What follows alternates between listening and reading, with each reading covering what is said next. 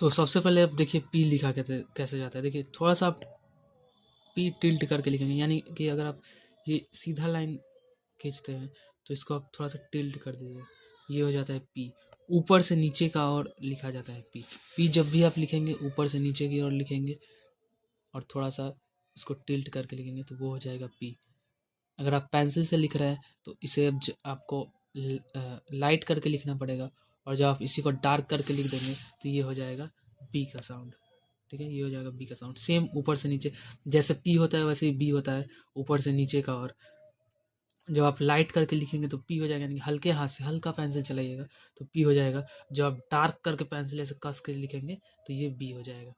इसके बाद आप देखिए टी और डी, यानी कि जब भी ट और ड का साउंड आए, जैसे जैसे मान लीजिए आप लिखे टिप, जैसे फेट, जैसे टॉप लिखे, जैसे स्टॉप लिखे, इसके बाद टी आ रहा है ना स्टॉप, जैसे आप लिखे टॉपर तो टी आ गया। जहाँ पे टी का ट का साउंड आएगा वहाँ पे टी स्ट्रोक लिखा जाता है।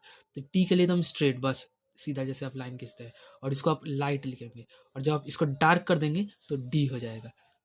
ठीक है, पी के लिए थोड़ा सा आपको टिल्ट करना पड़ेगा, आप लाइट लिखेंगे तो पी हो जाएगा, इसको डार्क करेंगे तो बी हो जाएगा। ठीक है, प का साउंड आएगा पी, जहाँ पे भी प का साउंड आएगा, पी का साउंड आएगा, पो का साउंड आएगा, प ही आ रहा है तो पी स्ट्रोक लिखा जाता है। जहाँ पे ब का साउंड आएगा बी, जहाँ पे ट का साउंड आएगा वहाँ पे टी, और जहाँ पे ड का साउंड आएगा वहाँ पे डी स्ट्रोक। इसके बाद देखिए चे कैसे लिखा जाता है। ये आपने पी लिखा ना इस साइड, अब आपको चे इधर साइड से टिल्ट करना पड़ेगा, यानी कि यह देखिए यह आ जाएगा चे, ऊपर से नीचे की ओर। देखिए अभी सब जितना स्ट्रोक है सब ऊपर से नीचे, टी भी ऊपर से नीचे की ओर आएगा, डी भी ऊपर से नीचे की ओर आएगा। ठीक है, ऊपर से नीचे की ओर, और चे भी ऊपर से नीचे की ओर। देखिए पी आपने ऐसे लिखा था और चे को आप ऐसे लिखेंगे ऊपर से नीचे की ओर। जब चे को ही आप डार्क कर देंगे तो ये हो जाएगा जे, सेम ऊपर से नीचे की ओर। ठीक है, पी देखा आपने,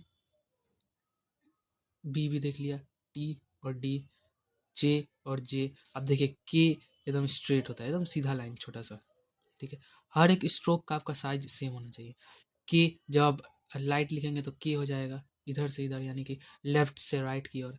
और जब आप इसको डार्क करके लिखेंगे तो ये की हो जाएगा। तो ये कुछ इस तरह से स्ट्रेट स्ट्रोक लिखा जाता है। तो ये हो गया पहला आपका 8 कॉन्सोनेंट। ठीक है, P B T D J J और के गे, इसका आप प्रैक्टिस करिएगा।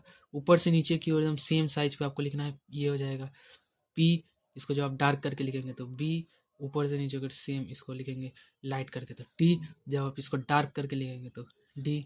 जब इसको पी का ठीक अपोजिट साइड, देखिए पी आपने ऐसे लिखा था, इसको इस तरह से लिखना पड़ेगा तो हो जाएगा चे, ऊपर से नीचे की ओर। जगह नहीं पलटना चाहिए, ऊपर से नीचे मतलब ऊपर से नीचे ही आएगा जे। इसको जब आप नीचे इस तरह से लिखेंगे तो जे, जब आप ये लेफ्ट से राइट की ओर एकदम स्ट्रेट लिखेंगे तो के, और इसी को जब आप डार्क करके लिखेंगे तो ये हो जाएगा गे। तो ये हो गया आपका स्ट्रेट स्ट्रोक कॉन्सोनेंट का, पिटमैन शॉर्ट हैंड। ठीक है, इसके बाद मैं आपको बताता हूँ कर्व स्ट्रोक क्या होता है।